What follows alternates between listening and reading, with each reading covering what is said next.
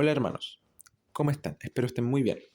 En este momento les traigo el resumen sobre el capítulo 13 del libro El Gran Conflicto de Elena G. de White. Bueno, la historia de hoy se sitúa en los Países Bajos y en la zona de Escandinavia, en Europa. Resulta que en estos lugares existía una tiranía papal, la cual se vio enfrentada a el crecimiento de un movimiento protestante que a medida fueron pasando los siglos fue tomando cada vez más fuerza. Resulta que empezaron las persecuciones romanas, sin embargo, esto la verdad es que no fue suficiente para detener a los protestantes y no dejaba de expandirse la fe. Al final, el mensaje llegó a un hombre muy culto llamado Menno Simons, quien había estudiado y la verdad es que era un sacerdote de la Iglesia Católica. Pero la verdad es que no sabía nada sobre la Biblia porque tenía miedo de leerla, porque si la leía iba a ser considerado un hereje y lo iban a matar. Resulta que él terminó leyendo el Nuevo Testamento y ahí empezó a darse cuenta de cómo eran realmente las cosas. Y junto con leer los escritos de Martín Lutero, él finalmente termina aceptando la fe reformada. Resulta que uno de estos días, este hombre ve cómo matan a otro señor, a otro caballero, sencillamente por haber sido rebautizado. Después de ver esta horrible escena, Menno Simons decide investigar precisamente sobre el bautismo infantil, porque recordemos que la doctrina católica sugiere que hay que bautizar los niños, o sea, bautizar las personas, perdón, cuando son niños, cuando son guaguas.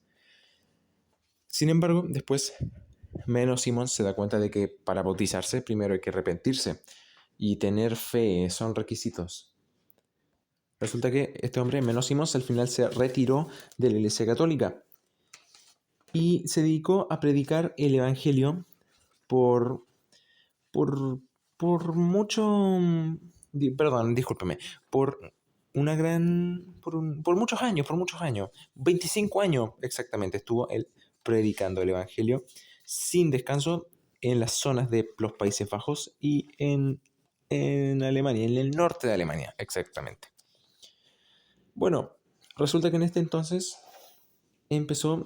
se agravó mucho la situación para los cristianos, para los creyentes, para la gente de la Reforma, ya que el rey Carlos V decidió prohibir la Reforma. En Alemania la verdad es que Carlos V no tuvo mucha influencia porque habían figuras de alto poder que estaban en contra de su tiranía, así que él no tuvo tanto poder. Sin embargo, en los Países Bajos, en Holanda, porque sí, Holanda y los Países Bajos son lo mismo, si no me equivoco. Bueno, entonces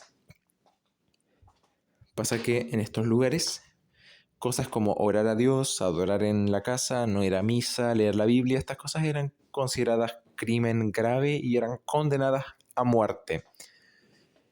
Por estas razones murió mucha gente, murió miles de personas, ya que, bueno, o sea, toda la gente que creía en la reforma fue gravemente afectada por esto y fueron puestos en riesgo sus vidas, claro, y muchos perdieron la vida. Resulta que fueron ejecutados muchas personas, entre ellos una familia que la verdad es que más allá de tener miedo, declararon que ellos incluso oraban por sus propios soberanos que lo condenaban a muerte por esto, por lo que ellos hacían. Pero de todas formas fueron ejecutados tanto el padre como uno de los hijos. Una historia bastante triste, muy cruento todo. Resulta que las personas no tenían exactamente miedo a pesar de todo lo que estaba pasando, sino que como que tenían fuerza, se mantuvieron firmes. Eran gente muy valiente, lo cual es irónico pensando que actualmente yo tengo 15 años y le tengo miedo a la oscuridad y probablemente un niño de 5 años de allá de Holanda desafió a un inquisidor diciéndole, no, ¿sabes qué? Mátame si quieres. Yo creo en Dios. No sé, me siento cobarde en comparación a ese niño de 5 años. En resumen, la gente era muy valiente. Una virtud conseguida, claro, gracias a Dios. Bueno, la cosa fue distinta, sin embargo, en Dinamarca.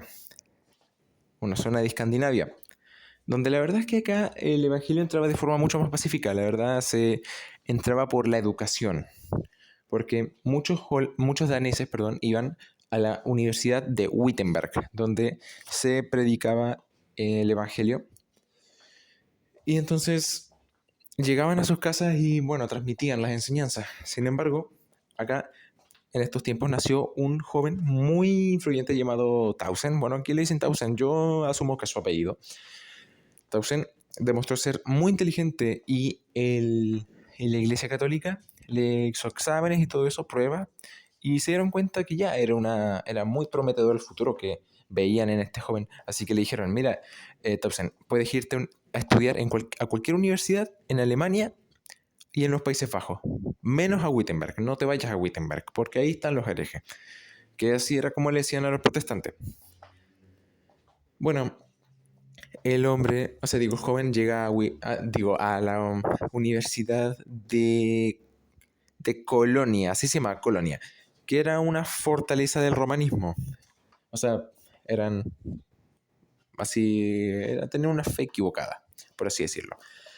Entonces, pasa que al final él decide irse de esta universidad porque no estaba de acuerdo, no estaba de acuerdo con lo que ellos enseñaban, así que al final terminó en Wittenberg.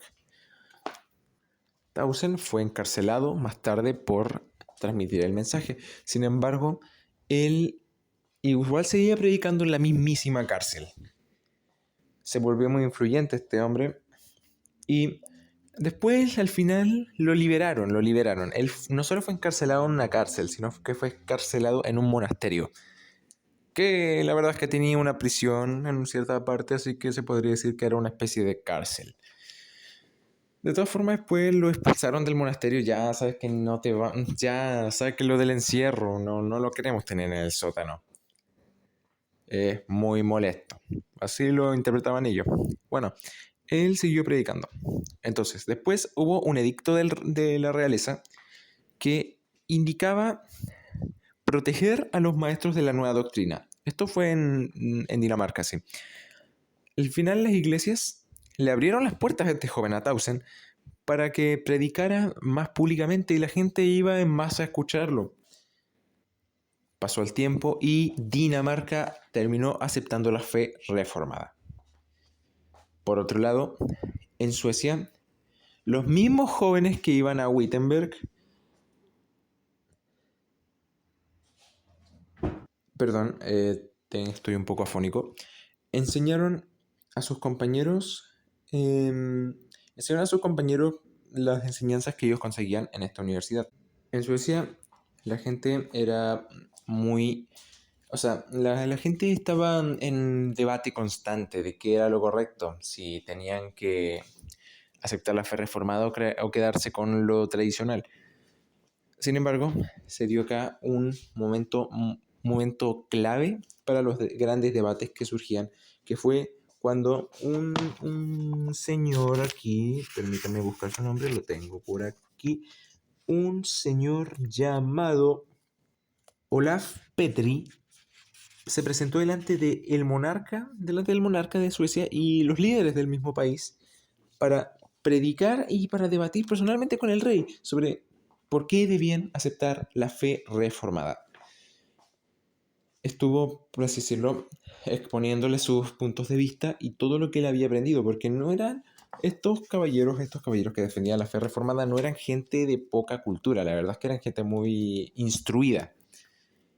Resulta que el rey de Suecia terminó aceptando la fe protestante y la Asamblea Nacional se declaró en su favor. O sea que, en resumen, Olaf Petri, gracias a Dios, consiguió convencerlos y ellos aceptaron la fe reformada. De todas formas, el monarca ordenó que por todo el imperio se tenía que enseñar la palabra de la Biblia. Se tenía que enseñar la palabra de Dios, perdón. Y así fue. Inclusive los niños en la escuela se les debía enseñar a leer la Biblia. Dice textualmente acá, libre de la opresión romana, la nación logró una fortaleza y una grandeza que nunca antes había alcanzado. Un siglo más tarde, esta nación, que hasta aquí había sido débil, la única en Europa que se atrevió a extender una mano de ayuda, vino al rescate de Alemania en la terrible guerra de los 30 años. Parecía que todo el norte de Europa estaba por ser sometido de nuevo a la tiranía de Roma, del papado, pero los ejércitos de Suecia permitieron que Alemania obtuviera la tolerancia para los protestantes y restaurara la libertad de conciencia en los países que había aceptado la reforma. En conclusión, fue terrible lo que estas personas tuvieron que pasar, desde ejecuciones públicas hasta, por así decirlo, literalmente diezmar a todos estos grupos. Literal, no, mucha muerte, mucha pena, mucha desesperación. Sin embargo, se mantuvieron firmes, valientes. Como dice la canción, firmes y adelante, huestes de la fe, no me acuerdo cómo decía, pero mi tata la canta siempre. A lo que voy es que estas personas se mantuvieron firmes y no solo hablaban de lo que se les venía a la mente, sino que eran gente instruida. Yo creo en lo personal que eso es también algo que nosotros deberíamos hacer, también deberíamos instruirnos. Y también mantener la firmeza, mantener la fe a pesar de todo, porque todos tenemos batalla, independiente de que la época sea distinta y al menos a nosotros, al menos no nos persiguen y no nos queman, literalmente no nos incendian. De todas formas, hay cosas que no nos incendian el cuerpo, sino que nos incendian el espíritu, nos incendian la mente. Hay algunas cosas que torturan, pero de forma mental. De todas formas, aquí en este capítulo queda claro que la perseverancia ayuda cuando se quiere conseguir un cambio. Y si queremos conseguir cambios grandes, cambios sustanciales, en este caso estaban hablando de convertir naciones al credo, al cristianismo. O sea, me refiero más que al cristianismo, perdón, me trabé, al cristianismo protestante. Me refiero también a que actualmente podemos estar luchando no por convertir una nación totalmente una nación a la religión, sino que muchas veces por convertir personas, amigos, familiares. Muchos queremos que personas que conocemos y apreciamos vengan a la iglesia y que compartan nuestra fe. Entonces, también hay que mantenerse perseverante, nunca olvidarse de que Dios apaña, Dios ayuda. Dios ayuda. Así que muchas gracias, hermanos, por darse el tiempo. El resumen me salió un poco largo, pero de todas formas, muchas gracias por escuchar y muchas gracias por la perseverancia de escuchar. Así que, nada, eso. Que Dios los bendiga, que estén muy bien. Nos vemos, no sé cuándo, pero nos vemos. Chao, chao.